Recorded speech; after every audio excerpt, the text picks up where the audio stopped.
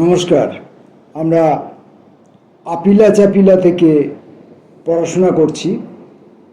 অশোক মিত্রের লেখা আপিলা চাপিলার 22তম পর্ব পর্যন্ত আগের ভিডিওতে আমাদের পড়া কমপ্লিট হয়েছে। আজকে আমরা 23তম পর্ব শুরু করব।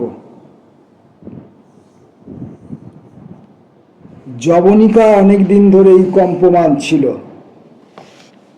জুন মাসের মাঝামাঝি এলাহাবাদ হাইকোর্টের বিচারকের রায়ে অনিশ্চয়তা ঘুচে গেল। নির্বাচন সংক্রান্ত অপরাধ এবং তার দায়ে ইন্দিরা গান্ধীর 5 বছরের জন্যই বোধহয় নির্বাচনে দাঁড়ানো নিষিদ্ধ। 71 সালে লোকসভায় তাঁর নির্বাচনও সেই সঙ্গে খারিজ।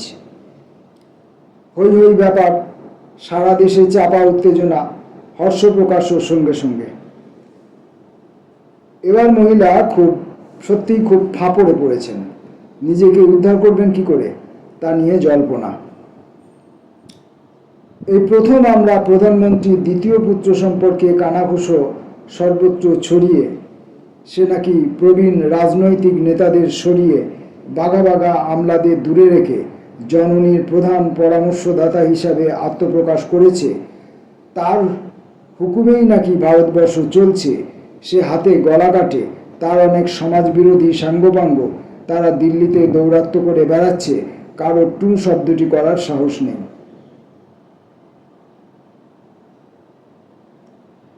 অনেক গুজব শোনা যেতে লাগলো। ইন্দিরা গান্ধীর দ্বিতীয় পুত্রের গোড়ায় নাকি নামকরণ হয়েছিল সঞ্জীব। রাজধানীতেও কোনো গাড়ি দুর্ঘটনায় সে গ্রেপ্তার হয়, পুলিশের খাতায় নাম ওঠে, যথানিয়মে তাকে ছাড়িয়ে আনা হয়। তবে দাগি আসামি হিসাবে একবার চিহ্নিত হলে নানা ধরনের অসুবিধা, সেজন্যই জনশ্রুতি তার নাম পাল্টে রাখা হয় সঞ্জয়। একটি ছোট ঘটনার কথা হঠাৎ আমার মনে এলো। কি কারণে যেন 71 সালের কোনো সময় ইন্দিরা গান্ধী আমাকে অর্থমন্ত্রক থেকে ডেকে পাঠিয়েছিলেন। সাউথ ব্লকে তাঁর দপ্তরে পৌঁছে শুনি ভিতরে হাকসার ও শিল্পোন্নয়ন সচিব ভৈরব দত্ত পাণ্ডে, বছর দশক বাদে যিনি পশ্চিমবঙ্গের রাজ্যপাল হয়েছিলেন, প্রধানমন্ত্রীর সঙ্গে আলোচনারত। আমাকে অপেক্ষা করতে হবে।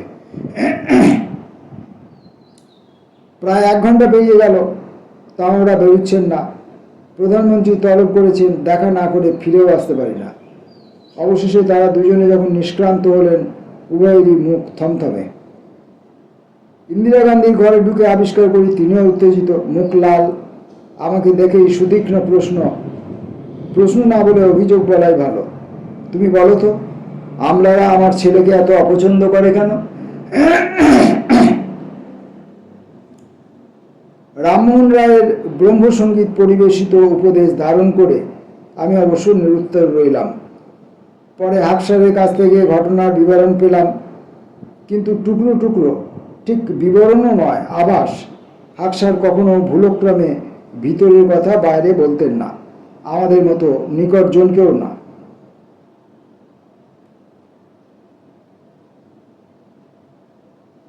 যতটুকু শুনতে পেলাম, প্রধানমন্ত্রী নন্দনের শখ হয়েছে সে সরকারি অর্থে, কিন্তু তার নিজের একচ্ছত্র ব্যবস্থাপনায় উত্তরপ্রদেশে একটি গাড়ি তৈরির কারখানা খুলবে। গাড়ির নামও ঠিক হয়ে গেছে, মারুতি। কিন্তু পাণ্ডে বিবেকবান রাজপুরুষ, তাতে সম্মত হননি। হাকসারের সঙ্গে পরামর্শ করে প্রধানমন্ত্রীকে বলতে গিয়েছিলেন, আপাতত গাড়ি তৈরির প্রস্তাবটি মুলতবি থাকুক, সঞ্জয়কে স্কুটার সেন্ড্রিয়া দ্বিপদ বিশিষ্ট চালক যন্ত্র তৈরির কারখানা বরঞ্চ উপঢৌকন দেওয়া হোক। ছেলেরা তাঁর চোখের মণি। প্রধানমন্ত্রী রাজপুরুষদের কথা শুনে ক্রোধে দিগ্বিদিক জ্ঞান শূন্য, অতি তীক্ষ্ণ কণ্ঠে নাকি ভৎসনা করেছিলেন হাকসার ও পাণ্ডেকে, শানিত বাক্যবাণে বিদ্ধ করেছিলেন। এলাহাবাদ হাইকোর্টের রায়ে বেরোবার পর মুহূর্তে থেকে সঞ্জয় গান্ধী তার মাতার একমাত্র উপদেষ্টা, সঙ্গে অবশ্য ফেউ ছিল প্রচুর। সঞ্জয় মাকে জানালো, এসব রায় ফায় তুচ্ছাতিচুচ্ছ ব্যাপার। বিচারকরাও তার জননীর শত্রুপক্ষের সঙ্গে ভিড়ে গেছে। পুলিশ কর্তা ও সেনাধ্যক্ষদের তিনি ডাকুন, তাদের নির্দেশ দেওয়া হোক যেন প্রতিপক্ষীয়দের বিচারক মণ্ডলী শুদ্ধ ডান্ডাই মান্ডাই সহযোগে জীবনের মতো স্তব্ধ করে দেওয়া হয়। প্রধানমন্ত্রী তখনও অব্যবস্থিত চিত্ত। কংগ্রেস দলের মধ্যে অনেকেই তাকে কিছুটা ভয়ে ভয়ে অন্য পরামর্শ দিচ্ছেন। বিচার ব্যবস্থাকে হেলাফেলা করা অনুচিত, অসাংবিধানিক হবে এমন ধারা কথা ঘুরিয়ে ফিরিয়ে বলে। তার অন্যতম প্রধান পরামর্শদাতা ডিপি ধর অনেকদিন ধরে কর্কট রোগে ভুগছিলেন। এলাহাবাদ আদালতের রায় যেদিন বেরুলো সেই দিনই মারা গেলেন। পরমেশ্বর হাকসার ততদিনে যোজনা কমিশনে নির্বাসিত। তার সঙ্গে সম্ভ্রমের সঙ্গে হলেও কেউ তর্ক জুড়বে তা ইন্দিরা গান্ধী একেবারেই পছন্দ করছিলেন না। তার কাম্য নিষ্কলুষ জোহুকুম রাজ। হাকসারকে তাই সরিয়ে দিয়েছিলেন, কিংবা ইঙ্গিত পাওয়া মাত্র হাকসার হয়তো নিজে থেকেই সরে গিয়েছিলেন। কংগ্রেসের বিভিন্ন নেতাবৃন্দের পরামর্শে প্রধানমন্ত্রীজি হয়তোবা একটু থমকে গেলেন। এলাহাবাদ হাইকোর্টের রায়ের বিরুদ্ধে সুপ্রিম কোর্টে প্রার্থনা জ্ঞাপন করলেন। সর্বোচ্চ আদালতে তখন গ্রীষ্মাবকাশ শুরু হয়ে গেছে। অবকাশকালীন বিচারক কৃষ্ণ আয়ার তার ধরি মাছ নাচুই পানি রায় বিষয়টি পড়ে সুপ্রিম কোর্টে বিশদ আলোচনা হবে। তবে আপাতত ইন্দিরা গান্ধী প্রধানমন্ত্রী থেকে যেতে পারবেন, কিন্তু লোকসভায় ভোট দেওয়ার অধিকার থাকবে না তার। এরকমই একটি সুযোগ খুঁজছিলেন ইন্দিরা গান্ধী ও তার বিদূষক বৃন্দ। তার ঘনিষ্ঠ আইনজ্ঞরা দিল্লিতে জড়ো হলেন। সংবিধানে জরুরি অবস্থা সংক্রান্ত ধারাগুলো চুলচেরা বিচার করা হলো। জরুরি অবস্থা ঘোষণার খসড়া প্রস্তুত। 25-26 জুন মধ্যরাতে বসংবদ রাষ্ট্রপতি ফখরুদ্দিন আলী আহমেদ তাতে সই করলেন। মন্ত্রিসভার বৈঠক ডাকা হলো ভোর রাতে। তবে তার আগেই গোটা দেশ জুড়ে ধরপাকড় শুরু হয়ে গেছে। সংবাদপত্রগুলির দপ্তর দিল্লির যে অঞ্চলে, সেখানে বিদ্যুৎ ব্যবস্থা কেটে দেওয়া হলো যাতে খোদ রাজধানীতেও কোনো খবর না বেরোয়। দেশের অন্যান্য জায়গাতেও খবর পৌঁছলো অনেক দেরিতে। সারা রাত ধরে দেশ নয় 50,000 কি 1 লক্ষ ঠিক কত তথাকথিত ইন্দিরা গান্ধীর ধরপাকড় করা হয়েছিল তখনও বিশেষ হিসেব ছিল না, এখনও নেই। শুধু এটা বলা চলে, শত্রু বাঁচতে ইন্দিরা গান্ধীর অনুচরবর্গ কোনো পক্ষপাত দেখাননি। এমনকি কংগ্রেস ওয়ার্কিং কমিটির 1-2 সদস্যকে পর্যন্ত জেলে পুরে দিয়েছিলেন। মন্ত্রিসভার বৈঠক তো নেহাতি দায়সারা ব্যাপার। মন্ত্রীদের মধ্যে এমন একজনও ছিলেন না যিনি প্রধানমন্ত্রীর মুখের উপর কথা বলতে পারেন। আর ইংরেজদের শিখিয়ে দেওয়া নিয়ম নিষ্ঠার ধারাবাহিকতা আমলাতন্ত্র তো সর্ব ঋতুতেই সাষ্টাঙ্গ প্রণত। প্রায় বিকৃত কাঁপা কাঁপা কণ্ঠে প্রভাতকালে জাতির উদ্দেশ্যে ইন্দিরা গান্ধী ভাষণ দিলেন। ষড়যন্ত্র চলছিল, দেশের সংবিধান উৎখাত করার বন্দোবস্ত হচ্ছিল। তিনি ঠিক সময়ে ধরতে পেরেছেন। এখন নিজেদের স্বার্থে জাতিকে অনুশাসন পর্বের মধ্য দিয়ে যেতে হবে। বিভেদকারী রাজনৈতিক ক্রিয়াকর্ম বন্ধ রাখতে হবে। যারা ষড়যন্ত্র করছিল তাদের ইতিমধ্যেই কিছু কিছু গ্রেপ্তার করা হয়েছে, আগামী কয়েকদিনে আরও করা হবে। এই ভয়ঙ্কর মুহূর্তে ব্যক্তি স্বাধীনতা, বাক স্বাধীনতা, সংবাদপত্রের স্বাধীনতা ইত্যাদি দেশের স্বার্থের পক্ষে হানিকর। তাই সর্বক্ষেত্রে নিয়ন্ত্রণ ব্যবস্থা চালু করা হচ্ছে। সবাইকে শৃঙ্খলা ও নিয়ম মেনে চলতে হবে। নির্দিষ্ট সময়ে দপ্তরে আসতে হবে, দপ্তর থেকে যেতে হবে। যারা এইসব অনুশাসন মানবে না তাদের বিরুদ্ধে কঠোরতম ব্যবস্থা গ্রহণ করা ছাড়া উপায় নেই।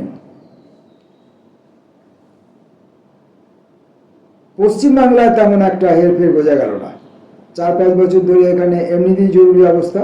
হাজার হাজার নারী পুরুষ বিনা বিচারে কারাকক্ষে নিক্ষিপ্ত। সামলে সুমলে মিছিল করতে হতো। অবশ্য মাঝে মাঝে রাজবন্দীদের মুক্তির দাবিতে মিছিল বের হয়েছে, কিন্তু সেসব তেমন বড় আকারে না হওয়াতে সরকারের পক্ষ থেকে দৃকপাত করা হয়নি। প্রথম সারির রাজনৈতিক ব্যক্তিত্ব এ সমস্ত মিছিলে যোগ দিতেন না। কৌশলগত কারণে প্রধান বামপন্থী রাজনৈতিক দলের নেতাকর্মীরা অনুপস্থিত। যারা নিয়মিত আসতেন তাদের মধ্যে থাকতেন, এখন যা মনে পড়ছে, বিবেকানন্দ মুখোপাধ্যায়, জ্যোতি ভট্টাচার্য, বীরেন্দ্র চট্টোপাধ্যায়, হীরেন বসু গোছের মানুষেরা এবং কিছু কিছু অধ্যাপক শিক্ষকবৃন্দ। তবে 26শে জুন থেকে সব মিছিল বন্ধ, সব সভাও। বই বা যে কোনো রচনা ছাপবার আগে সরকারি অনুমতি নিতে হবে। দৈনিক পত্রিকার প্রতিটি পৃষ্ঠার প্রতিটি কলামে সেন্সরের অনুমতি ছাড়া কোনো কিছু ছাপা চলবে না। লোকসভার সদস্য জ্যোতির্ময় বসুর উপর ইন্দিরা গান্ধীর বিশেষ রাগ ছিল। তিনি প্রথম দফাতেই ধরা পড়লেন মার্ক্সবাদী কমিউনিস্ট পার্টির বহু নেতা, একমাত্র কয়েকজন বাইরে। অন্যান্য বিরোধী দলেরও বেশ কয়েকজন নেতাকর্মী গ্রেপ্তার হয়ে গেলেন। 3 দশক বাদে ভারতবর্ষের কারাগারগুলিতে আরেকবার জনসংখ্যা বৃদ্ধি পেল। তখনও দূরদর্শন তেমন চালু হয়নি। বেতার ভরসা, তাতে শুধু সরকারের গুণকীর্তন। খবরের কাগজগুলি সেন্সরের কবলে। সরকার বিরোধী যে কোনো সংবাদ প্রকাশিত হবার উপায় নেই। এই পরিস্থিতিতে যা হওয়া স্বাভাবিক তাই ঘটতে শুরু করলো। মুখে মুখে গুজব ছড়ালো। সেসব গুজব কি পরিমাণ সাচ্চা, কি পরিমাণ অলিক নির্ণয় করার উপায় নেই। জরুরি অবস্থা ঘোষণার 2-1 দিনের মধ্যে একটা খবর বেরোলো, এলাহাবাদ হাইকোর্টের জনৈক বিচারকের দুর্ঘটনায় মৃত্যু, নাম মুকুন্দ বিহারী লালা বা ওরকম কিছু। তিনি ইন্দিরা গান্ধীর বিরুদ্ধে রায় দিয়েছিলেন কিনা এবং সেই হেতু তার অপমৃত্যু কিনা তা নিয়ে জনে জনে জটলা। ঠ্যাটা স্বভাব, চ্যাটাং কথা বলতে কোনোদিন তেমন পিছপা হয়নি, যে কারণে জীবনে অনেক ধাক্কা খেয়েছি। জরুরি অবস্থা ঘোষণার পর দেশে কি ভয়ঙ্কর পরিবেশ বর্ণনা করে লন্ডনের ইকোনমিস্ট পত্রিকায় রেজিস্ট্রি করে হাওয়াইটাকে চিঠি পাঠালাম। কোনো রাগঢাক নেই। সরকারকে ঢালাও সমালোচনা নিন্দা করে শেষ পংক্তি জুড়ে দিলাম, এই চিঠি লেখার জন্য হয়তো ইন্দিরার পুলিশ মাঝরাত্রিতে আমার দরজায় ধাক্কা দেবে। আমার চিঠিপত্র টাইপ করতেন যে ভদ্রলোক, তিনি ভীষণ শঙ্কিত। আরেকবার ভেবে দেখুন স্যার, চিঠিটা নিজের নামে পাঠাবেন কিনা। পরে ICS থেকে অবসরপ্রাপ্ত এক ভদ্রলোক আমাকে বলেছিলেন, ওই শেষ পংক্তিটি লিখেছিলাম বলেই কয়েদ হওয়া থেকে বেঁচে গেলাম। তবে সেই চিঠি নানা দেশে বহু লোক পড়লেন। ইন্দিরা গান্ধী ও তার কনিষ্ঠ তনয়ের প্রতি বিরূপ মনোভাব সর্বোচ্চ গভীরতর। পৃথিবীর বৃহত্তম গণতন্ত্র স্বৈরাচারের অন্ধকারে ডুবে গেল, তা নিয়ে বিবিধ আক্ষেপ। দেশের প্রকৃত কর্তা এখন থেকে সঞ্জয় গান্ধী। সে বিশৃঙ্খলার পক্ষে, নিয়মানুবর্তিতার পক্ষে, বড়লোকদের পক্ষে, দরিদ্রদের বিপক্ষে। নতুন দিল্লির বিভিন্ন প্রান্তে যে গরিব উদ্বাস্তুরা তাঁবু খাটিয়ে কিংবা কোনো ক্রমে 1 চালা 2 চালা 4 তলা তুলে দিন যাপন করছিলেন, অকস্মাৎ ট্যাঙ্ক বুলডোজার চালিয়ে সেগুলি ধূলিসাৎ করা হলো। আরেকবার উদ্বাস্তু হওয়া মানুষদের ট্রাকে চাপিয়ে রাজধানীর সীমানার বাইরে 20-25 মাইল দূরে ছেড়ে দেওয়া হলো, সেখানে পড়ে মরুক তারা। দেখুন, ঠিক এই সময়ে, এই বিধানসভা ভোটের ফলাফলের পর এই সময়ে এখন আমাদের বাংলার চতুর্দিকে ঠিক এই একই রকম ঘটনা কিন্তু চলছে। বুলডোজার কাহিনী, বুলডোজারের রাজত্ব, বুলডোজারের শাসন। গরিবরা বেশি বাচ্চা বিয়ে, তা নিয়েও সঞ্জয়ের ক্রোধ। ইতস্তত দরিদ্র নারী পুরুষ হাজার লোক দেশের বিভিন্ন অঞ্চল থেকে ধরে নিয়ে এসে হাসপাতালে পুড়ে নির্বীজকরণ করা হলো। এই সমস্ত কীর্তিকর্মে সঞ্জয়ের প্রধান সহচর যে রাজপুরুষ, এখন তিনি ভারতীয় জনতা পার্টির মস্ত নেতা, কেন্দ্রীয় মন্ত্রী। সার্বিক লক্ষ্য ছিল ত্রাস সৃষ্টি, তাতে প্রধানমন্ত্রীর কিচকবর্গ যথেষ্ট সফল হলো। তবে তারা ভুলে গিয়েছিল, ইন্দিরা গান্ধীও স্বয়ং ভুলে থেকেছেন যে ত্রাস, ভয়, আতঙ্ক চিরকালীন অনুভূতি নয়। সেসব ছাপিয়ে একটা সময়ে বিরক্তির উদ্রেক হয়, বিরক্তি রাগে পরিণত হয়, সেই রাগ আরও কিছুকাল গড়ালে অপ্রতিরোধ্য আবেগের রূপ নেয়, তারপরে সারা দেশে মানুষের সমন্বিত বিস্ফোরণ। এই সময়ে বাংলার কি ভারতের, দিল্লির শাসকবর্গের এই কথাগুলি স্মরণ করা খুব জরুরি। যদিও জানি ক্ষমতা কখনোই এই সমস্ত সাবধান বাণীতে কান দেয় না। কত মানুষজনের উপর অবর্ণনীয় অত্যাচার হয়েছে সে সময়, আমার ব্যক্তিগত অভিজ্ঞতা তুলনায় অতি তুচ্ছ। ইকোনমিক অ্যান্ড পলিটিক্যাল উইকলিতে কলকাতা ডায়েরি সপ্তাহে সপ্তাহে লিখে আসর জমিয়েছিলাম। ক্রুদ্ধ সব লেখা, কিন্তু নিছক আবেগ সর্বস্ব নয়। আবেগের সঙ্গে সম্ভবত কিছুটা যুক্তির সংশ্লেষ। যে নকশালপন্থীরা প্রতি সপ্তাহে খুন বা নিরুদ্দেশ হয়ে যাচ্ছে, তাদের নিয়ে লেখা। সিপিআইএম সহ অন্যান্য বামপন্থীদের যে অত্যাচার করে শেষ করা যাবে না সে সম্পর্কে লেখা। কখনো স্বাদ বদলাবার জন্য কাব্য সাহিত্য নিয়ে রচনা, অথবা অভিনেতা অভিনেত্রীদের, শিল্পী ক্রীড়াবিদদের নিয়ে সেসব লেখায় ইতস্তত অর্থনীতি থাকতো, কৃষি সমস্যা নিয়ে হয়তো আলোচনা থাকতো, কিংবা শিল্প সংকট বিষয়ে বিস্তৃত হতাম মাঝে মাঝে। তাছাড়া সদ্য প্রয়াত কোনো বন্ধু, নায়ক, সাহিত্যিক, ঐতিহাসিক, ধনবিজ্ঞানীদের নিয়েও আবিষ্ট প্রবন্ধ। কলকাতায় কোনোদিনই ইপিডব্লিউ এর তেমন কদর নেই, কলকাতা ডায়েরিও নেই, কিন্তু দিল্লি, মুম্বাই, চেন্নাই, ব্যাঙ্গালোর, তিরুবনন্তপুরমে অনেক পাঠক পাঠিকা লেখাটি নিয়মিত পড়তেন, বিদেশেও অনেকে। অনেক বন্ধু অঙ্গ করে বলতেন, ক্যালকাটা ডায়েরির কল্যাণে খুব শিগগিরই দেশ জুড়ে অশোকের ফ্যান ক্লাব তৈরি হবে। এটা অবশ্য আংশিক ঠিক। যারা আমার বক্তব্য পছন্দ করতেন না তারাও কলকাতা ডায়েরির জন্য প্রতি সপ্তাহে প্রতীক্ষায় থাকতেন। রাজনৈতিক নেতা, ভারী মাপের আমলা, শিল্পপতি প্রমুখ। বিশিষ্ট ব্যবসায়ী, জাতীয় যোজনা পরিষদের সদস্য ছিলেন, পরে মার্কিন যুক্তরাষ্ট্রে ভারতের রাষ্ট্রদূত হয়ে যান গগনবিহারী লাল মেহতা। প্রথম জীবনে বহুকাল কলকাতায় কাটিয়েছেন।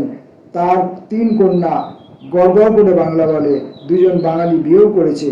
জ্যেষ্ঠ কন্যা নীলাঞ্জনা আমাদের ঘনিষ্ঠ বন্ধু।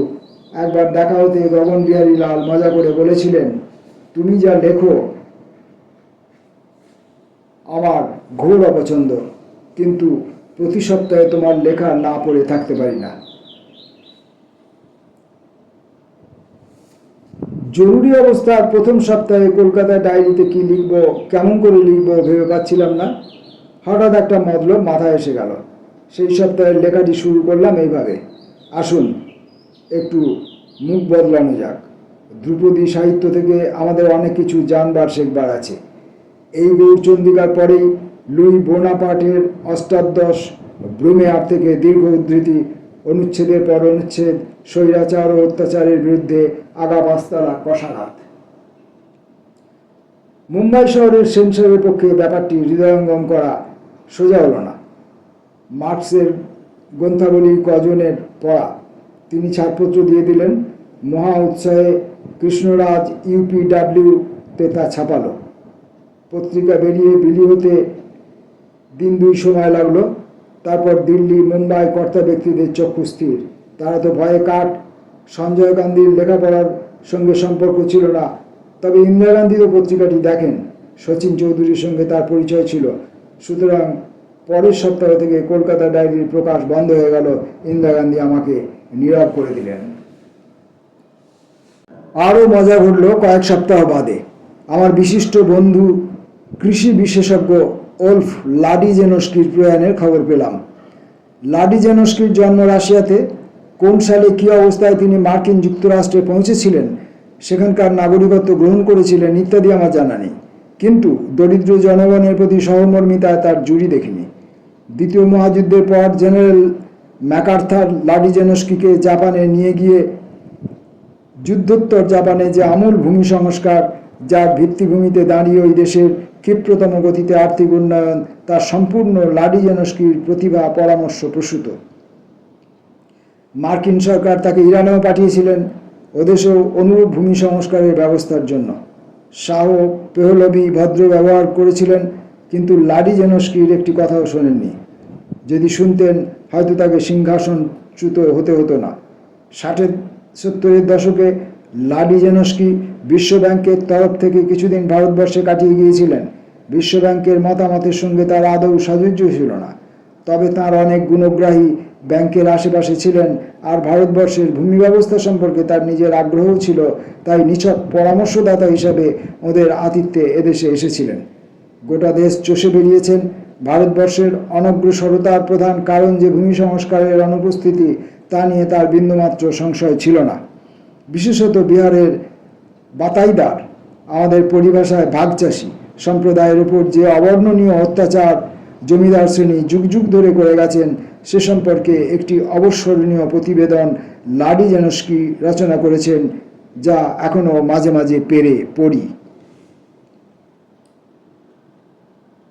জরুরি অবস্থা ঘোষণার মাসখানেক বাদে লাডিজেনস্কির মৃত্যু সংবাদ পেলাম। অনেক বয়স হয়েছিল, সুতরাং তার প্রয়াণের খবরে বিস্ময়ের কিছু ছিল না। কৃষ্ণরাজের সঙ্গে টেলিফোনে কথা হলো। ইপিডব্লিউ এর জন্য লাডি জানুস্কির উপর একটা ছোট লেখা লিখে পাঠালাম। এখানেই মুশকিল ঘটল। পশ্চিমবঙ্গের কৃষি সমস্যা ও কৃষি আন্দোলন নিয়ে লাডি জানুস্কি বিশেষ উৎসাহী ছিলেন। যতবার আমি দিল্লি থেকে কলকাতায় এসেছি আমাকে বলতেন খোঁজ নিতে মুজফফর আহমেদ অথবা হরেকৃষ্ণ কোঙারের কোনো নতুন বই বেরিয়েছে কিনা। বেরিয়ে থাকলে আমি যেন নিয়ে আসি। বাংলায় লেখা হলেও ক্ষতি নেই, তিনি কাউকে দিয়ে সারাংশ উদ্ধার করে নেবেন। ইকোনমিক অ্যান্ড পলিটিক্যাল উইকলির জন্য যে স্মরণিকা লিখলাম তার এক জায়গায় মন্তব্য জুড়ে দিলাম, he was no ideologue but he was not afraid of ideologues either. এটা উল্লেখ করলাম যে কলকাতা থেকে তিনি আমাকে দিয়ে প্রায়ই মুজফফর আহমেদ ও হরেকৃষ্ণ কোঙারের লেখা বইপত্র আনিয়ে নিতেন। মুম্বাইয়ের সেন্সরের কাছ থেকে লেখাটি ফিরে এলে দেখা গেল he was no ideologue but he was not. এর পরিবর্তে পংক্তিগুলি নির্মমভাবে কাঁচি চালিয়ে ছেঁটে দেওয়া হয়েছে। হার্ভার্ড বিশ্ববিদ্যালয় থেকে পরে লাডি জানুস্কির সম্পূর্ণ রচনাবলী প্রকাশ হয়। সম্পাদক তার মুখবন্ধে আমার লেখাটি যতটুকু ছাপা হয়েছিল পুরোপুরি তুলে দিয়েছেন। সেই গ্রন্থ তুলে যে কেউ এখন আবিষ্কার করতে পারেন আমার রচনা he was no ideologue but he was not মন্তব্যের কপালে কি জুটেছিল। কি আর করা যাবে। ইন্দিরা গান্ধী স্বাধীন চিন্তাভাবনাকে যে অপছন্দ করতেন। জরুরি অবস্থায় রবীন্দ্রনাথকেও নিষিদ্ধ ঘোষণা করেছিলেন, কিন্তু শান্তিনিকেতনে স্থিত তাঁর পদলেহনকারী সম্প্রদায়ের তাতে কোনো ভাব বিকার হয়নি।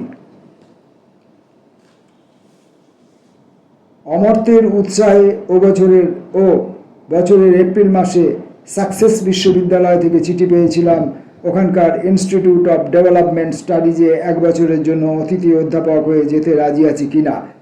আমন্ত্রণ গ্রহণও করেছিলাম। ইতিমধ্যে ইন্দিরা গান্ধীর জরুরি কাণ্ড।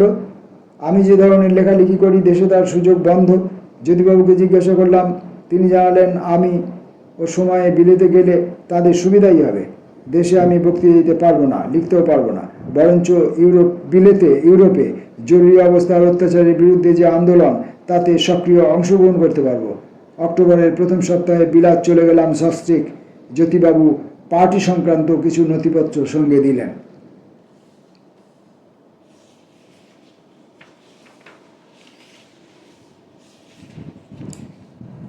সাকসেস বিশ্ববিদ্যালয় খোদ ব্রাইটন শহরের একটু উপকণ্ঠে। আমরা বাড়ি খুঁজে নিলাম আরও একটু দূরে রিংমার নামে এক মনোমোহিনী গ্রামে। বাড়িওয়ালা বিশ্ববিদ্যালয়েরই শিক্ষক। 1 বছরের জন্য অস্ট্রেলিয়া না নিউজিল্যান্ড কোথায় যেন যাচ্ছেন পড়াতে। গাড়ি সহ বাড়ি পেলাম, পরিবহন ব্যবস্থাও মিলল। সাকসেস অঞ্চল নিসর্গ সৌন্দর্যে ঠাসা। সমুদ্র আছড়ে পড়ছে গোটা উপকূল জুড়ে। সবুজে সমাচ্ছন্ন নিচু মালভূমির উপর মালভূমির ঢল। লন্ডনের হতকুচ্ছিত গোমরা মুখ, বৃষ্টি কুয়াশাও নেই। বরফ 3 কালে একবার পড়ে। ওখানে থাকা এক হিসেবে তাই ভারী আরামদায়ক ছিল। পুরনো বন্ধু রণজিৎ গুহকে নতুন করে পেলাম।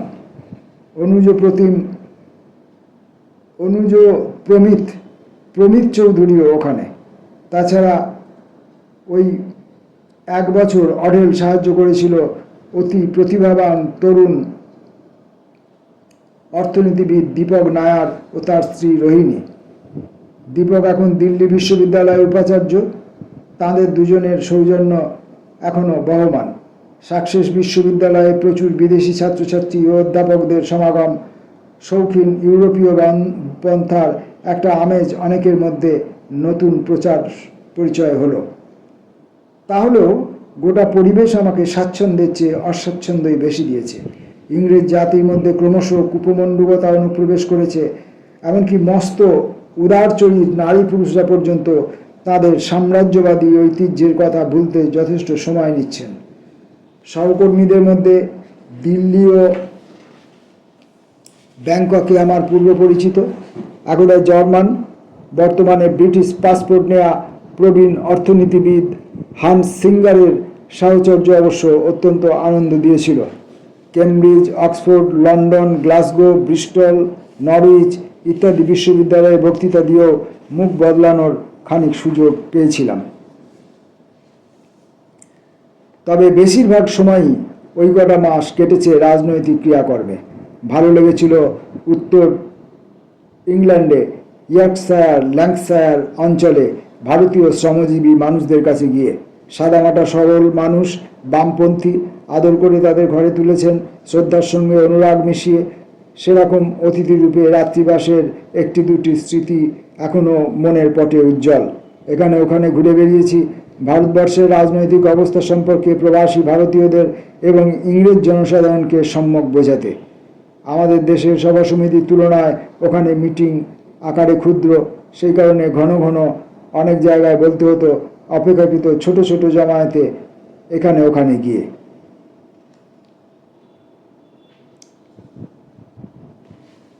23 নম্বর পর্বের পাঠ আপাতত এই পর্যন্ত। আসবো পরের দিন পরবর্তী অংশ নিয়ে। ততক্ষণের জন্য নমস্কার।